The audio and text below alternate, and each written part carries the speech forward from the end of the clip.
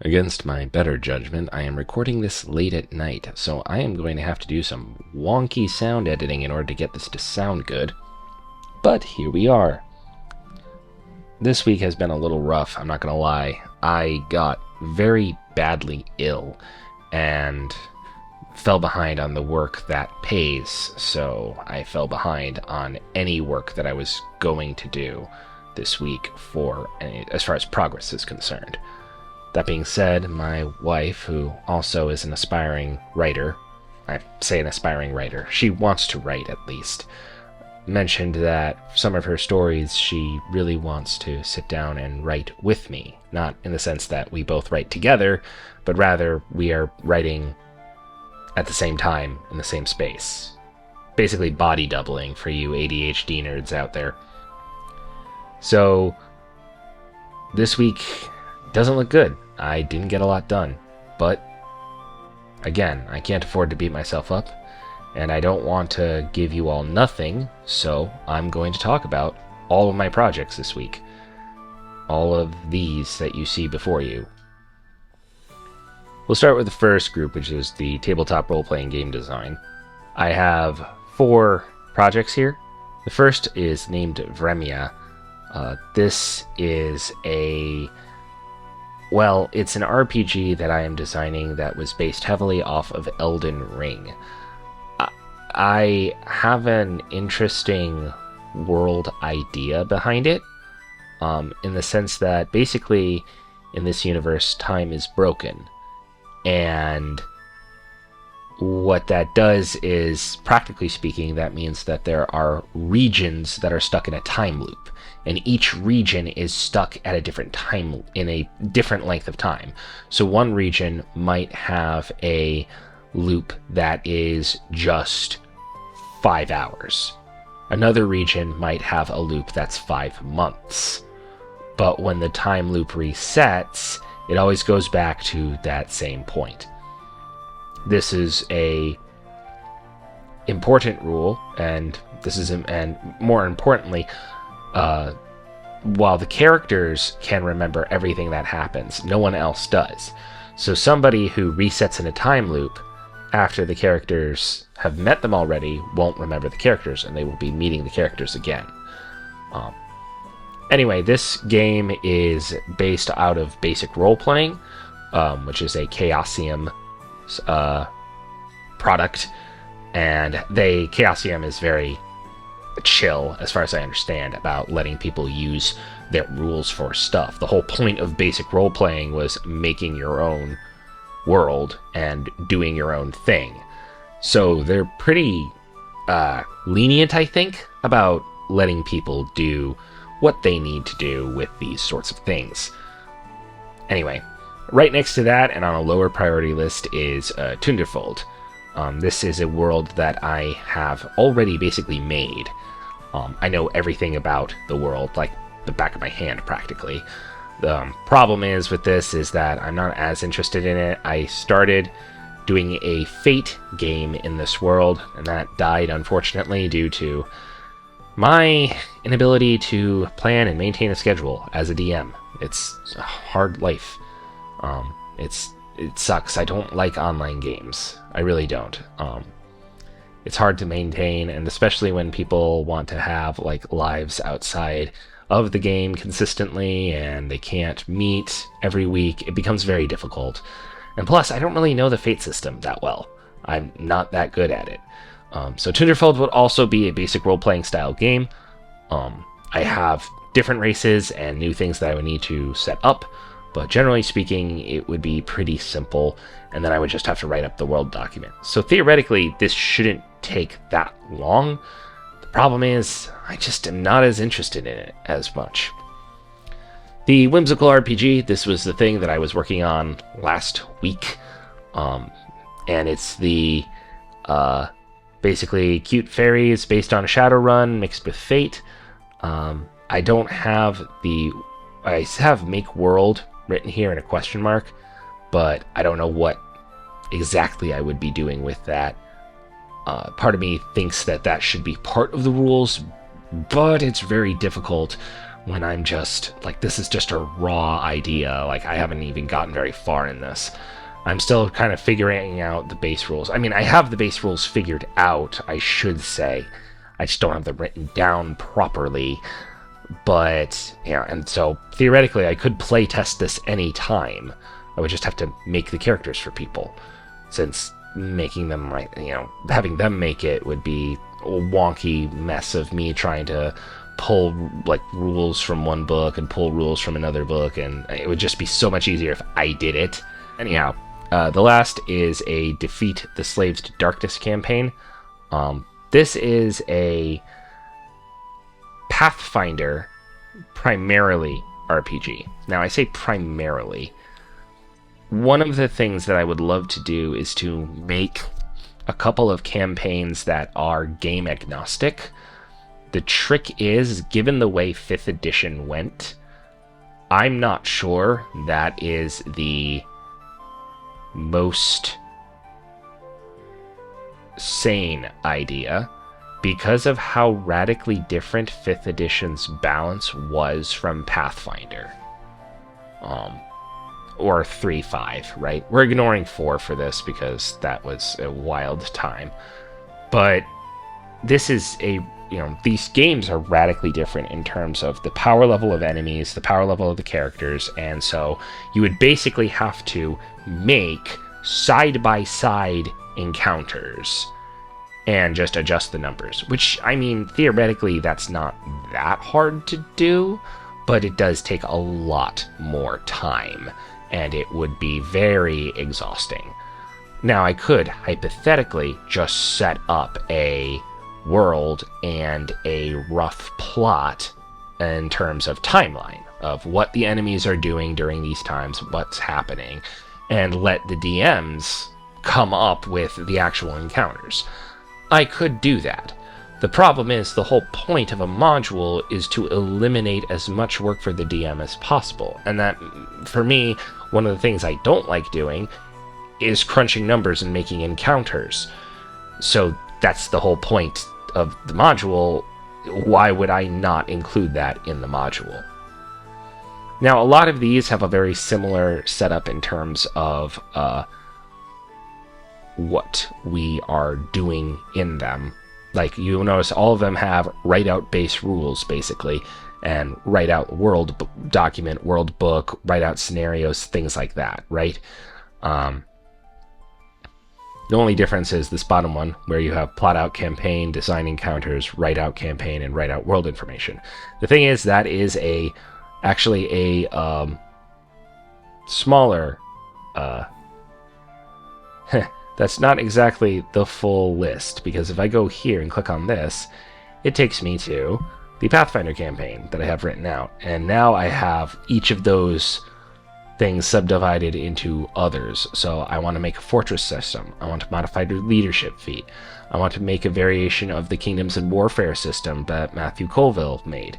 I possibly make a reputation system for politics. I'm not sure about that. But I also need to write out what the political landscape looks like. I was considering writing out multiple start states.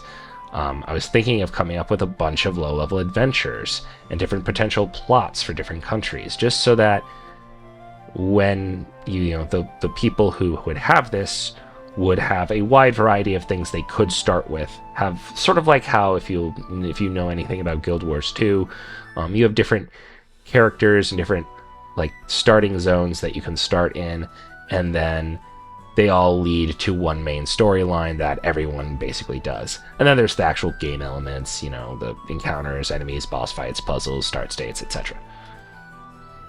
So that's that whole thing. I haven't made that for every single one of these, and I actually linked to the wrong thing for this one, which is that's a big whoops for me. We're gonna cancel that link real quick. I screwed that up. But we'll move on to 2, which is the illustration. There are only 2 illustration things that I have. There is an ABC book, it's a fantasy ABC book. It's a really cute, whimsical thing using some characters that I wanted to do for a comic-like thing. Problem is, I am a perfectionist in the extreme, and I hate how unperfect my art is. And so this makes me upset, and so I am stuck doing not being happy with what I make and then trying to do it over and over and over again. At some point, I have to draw a line. I don't know when I draw that line, but at some point, I have to draw that line. I actually have the entire ABC book written, so all I need to do, and I have the rough pictures mostly drawn.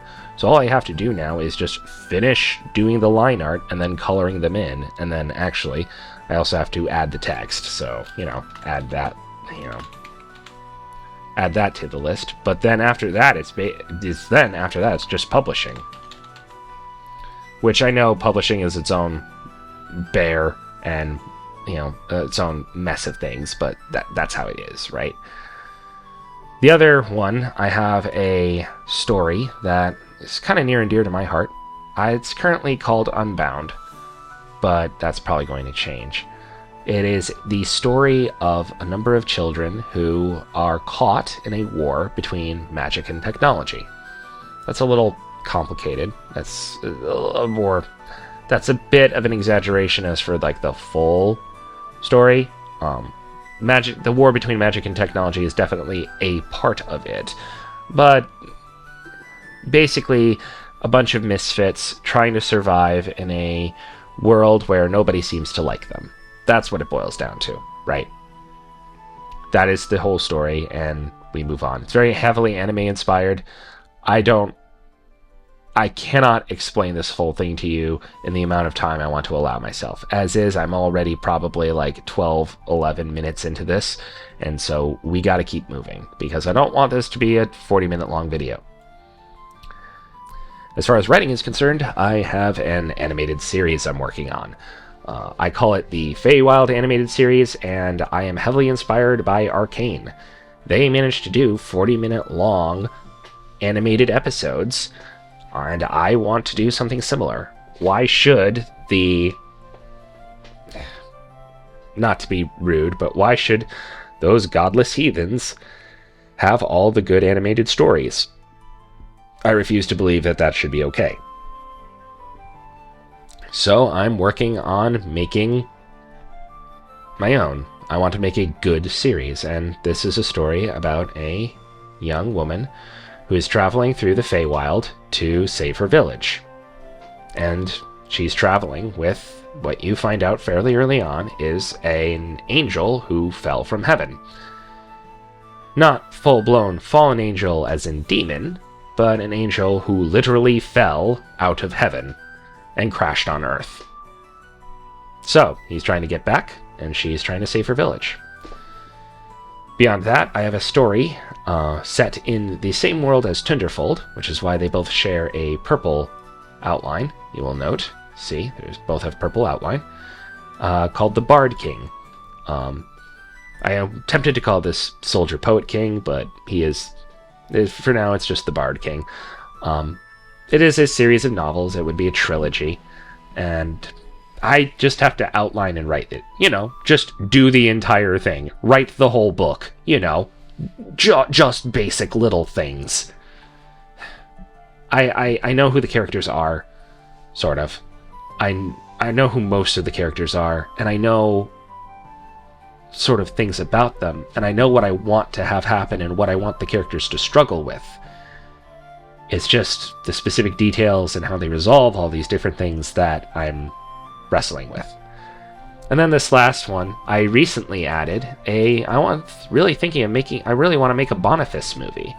I just think the story of Boniface is fascinating. I love the idea of a world where spirits fight.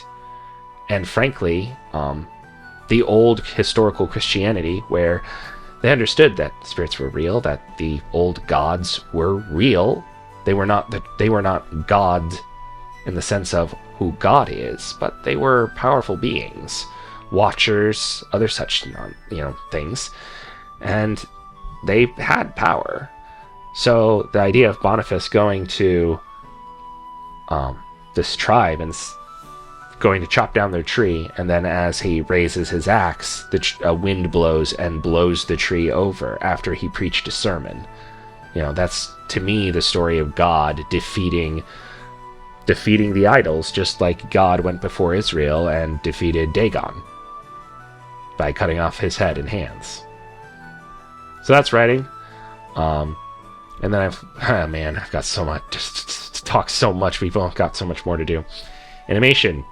I have just two things. Feywild Animatic is it's sort of the same as the Feywild story, but it's just specific moments in the Feywild story to animate, to make a short animatic out, and just to give an idea of what it would look like. And then the ABC book, that same ABC book, short little comics. I have a couple of comics that I was planning on making, and then I was thinking, you know what? Why don't I make them into animated shorts? And so that's what I have for them. Then I plan, get character models, build scenes, animate characters, apply render, and then plan and draw for the Feywild Animatic. I don't know how I'm going to do any of this. I've been interested in animation, but the problem is that it doesn't pay the bills, and I do not have time as I would like. I wasted too much time when I was younger, and now I'm paying for it. Game design. This is for not exactly tabletop RPGs like the paper and pencil kind that were above. This is actually a miniature war game that I'm currently working on. Miniature war game and others I sort of lump into this category.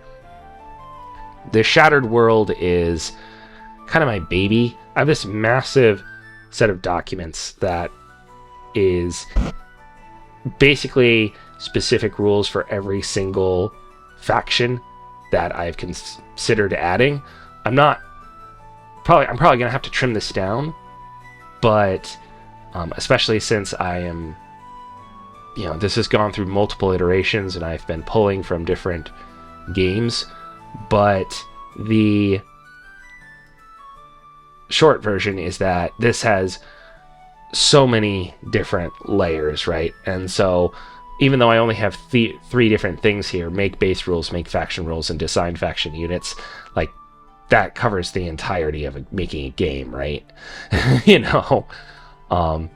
So yeah, Shattered World is just sort of a mini love project that I've been working on a lot. I really want to play miniature war games. I really want to participate and do something with my hands, and I think that helping other people do that is a great idea. And there are some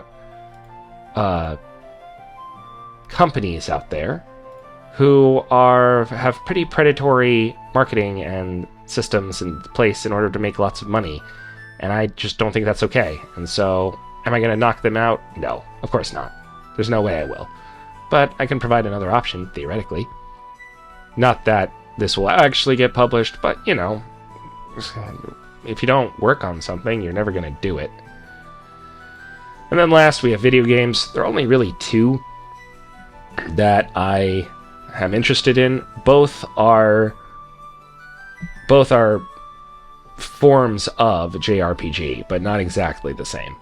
So Celestial Guardians is a story that is heavily inspired by Kingdom Hearts, specifically Kingdom Hearts Birth by Sleep. I had a system that I actually managed to get almost working in RPG Maker MV, and I was going to basically break that entire system in order to get my game to look the way I wanted it to, but we'll have to see if that is the same route that I should go, assuming I even spend time on this and not just pass it off on someone else. I also have to make the art assets, I have to build the levels, I have to plot the script, and I have to basically make everything from the ground up, including music and everything like that. So that's fun. It would be a standard JRPG system, except that I had two different sort of mechanics. There was a limit break style mechanic where if you build up enough, if you use enough of a particular kind of skill, you could use a special attack based on that skill type. And other characters had a stance-based system where if you use a certain number of skills of a particular type, or a certain combination of skills, you would switch to a stance that gave you that would unlock new skills close off certain other skills. Basically, you change class in a way. And that class change would, you would then be able to theoretically change stances based on what skills you use in that class, right?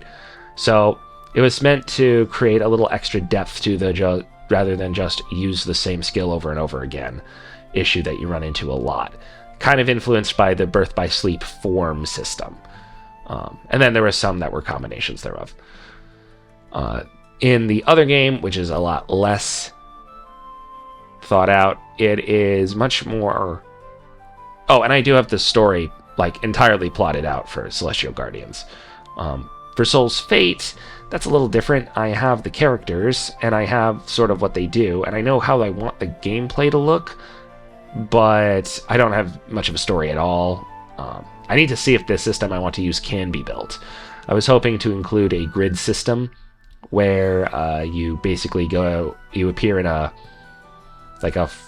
5 by, we'll say 9 grid, or a 5 by 8 grid. Then your characters would stand on different grid spaces, and then you could basically do what Duelist did, where you could move your character forward and then use an ability, right? Or move your character a different direction and then use an ability based off of what that character does on their initiative, right?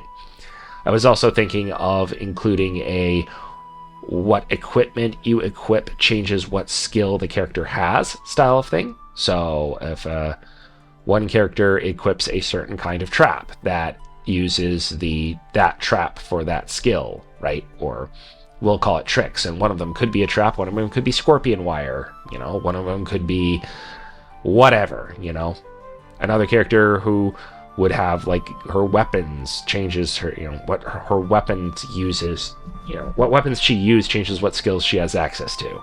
And her special thing could be she can swap between 2 equipped weapons, so things like that. I have a lot that I could go into that, but I don't have a sufficient story to tell with that yet. All I know is that the main character is entirely immortal. Every time he dies, he comes back to life. And that's kind of important because he's kind of edgy, and he keeps meeting someone while he's dead. And I kind of want that mystery of who is this mysterious figure that they keeps running into. Well, that was a very long time of just sort of absolute nonsense. Thank you for sticking with me through it, and hopefully I will have some actual progress on one of these next week. Take care, everyone.